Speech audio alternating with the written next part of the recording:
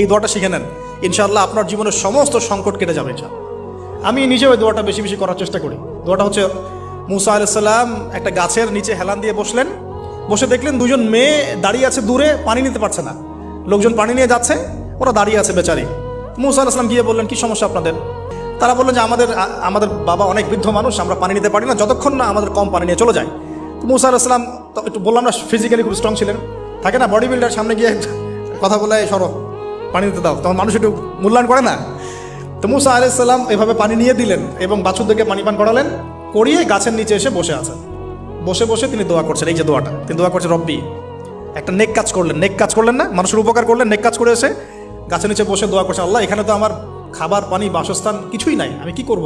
রব্বি ইন্নি লিমা আনজালতা ইলাইয়া মিন খায়রিন ফাকির, রব্বি ইন্নি লিমা আনজালতা ইলাইয়া মিন খায়রিন ফাকির।